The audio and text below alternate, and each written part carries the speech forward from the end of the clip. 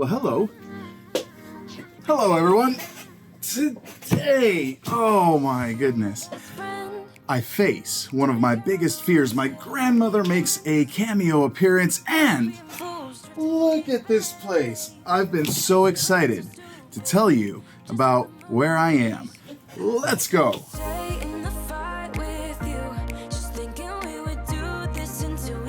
Can you help me fix my tie?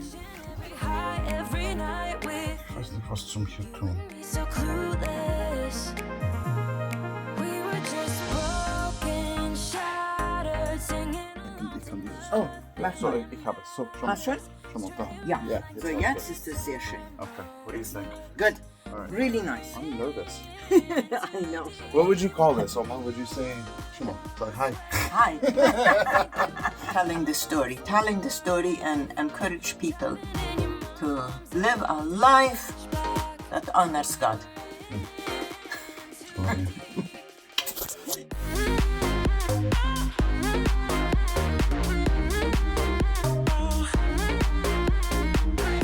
Is that too excited for a video talking about fear?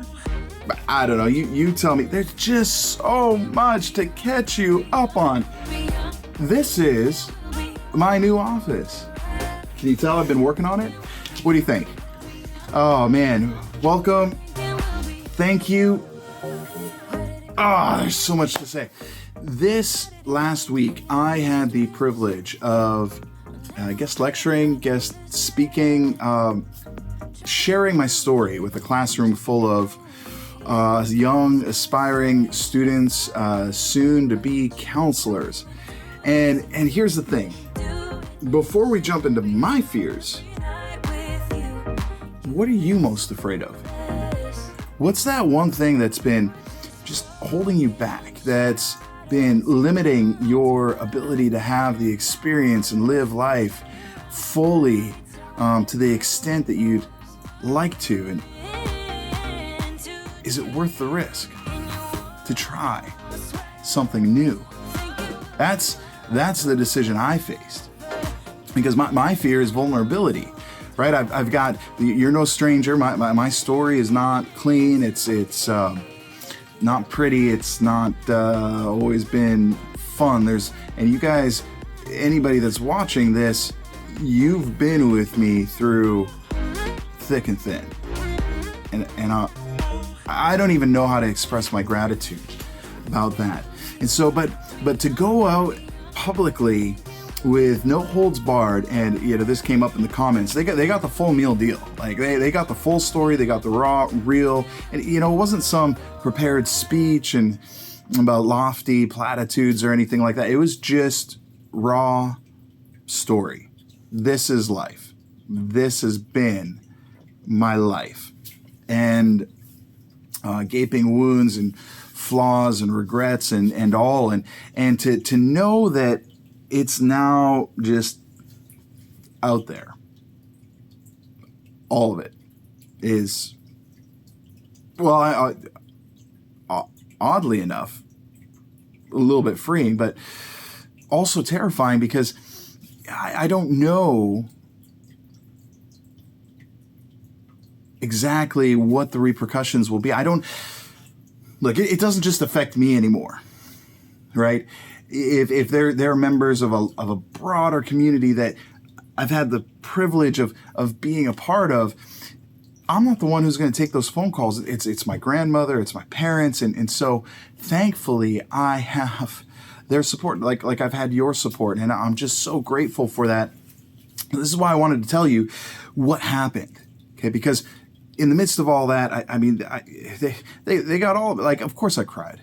Right, I was talking about Marique and how painful her loss was, and just the things that have really impacted me and just shaped my life, and it led down some paths that I'm not proud of.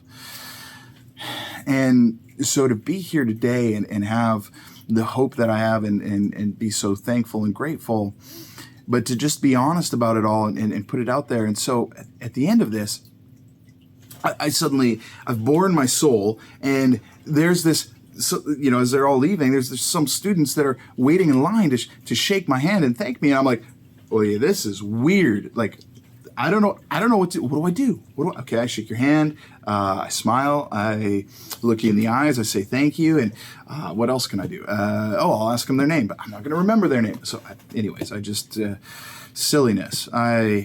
So I asked every single person their name, knowing that I wasn't going to be able to remember them for better or worse. But sometimes it's the thought that counts or the effort. I don't know, but did my best. But there were 3 young ladies that stuck around afterwards. And so facing this fear of vulnerability, suddenly the first one asks me, that time that you spent focused on grieving and learning how to grieve the losses in your life, did that empower you, or how did that equip you to really accept forgiveness and offer it to others? And I was like, okay, time out, throw the flag, penalty flag on the field here. That question is way too profound. That is not allowed. I don't know how to answer that question. So yeah, I did my best. And the second young lady, she started tearing up, and she started telling me this story about how she'd been through an emotionally and verbally abusive relationship and had to take time off college, and the impact that it had, and how afraid she was of being vulnerable with others and sharing her story because of the shame and the guilt. And in my mind, I'm thinking, you need to share your story and not hold back. But then, and is this just me, or can you relate, where immediately internally I'm thinking to myself, man, I need to shut up because I don't know anything about anything. But I still took the step, and that action seems to have borne at least some fruit. And thankfully, that young lady answered her own question, because she said, I just see the value in vulnerability. And then the third young woman just broke my heart, because she started telling me about her alcoholic father and how he hates himself and the misery that he's trapped in. And my heart just broke. I mean, what can I possibly say to this young lady? And so just as gracefully as possible, trying to encourage them. But as I'm reflecting on it all, I'm just so grateful for the support and for everything that you all have given me to be able to go out and begin to have an impact, as scary as it is. So I'll ask you again, what's that thing that's been holding you back? And is it worth the risk to try, to take a step, to take a single action? We're coming up on the end of the year. There's less than 2 months. I can't tell you how excited I am for what is yet to come with what I'm working on. But this isn't just the end of a year, it's the end of a decade. So for next year, we don't just get to think about the next year, we get to think about the next decade. And is there that one thing that's kept you from fully experiencing life to the extent that you'd like to? And is it worth the risk to take one small action? For me, the answer is yes. Was yes. Still is yes. And so, that'd be my encouragement to you, because we're approaching the end of this year. So how are we going to finish?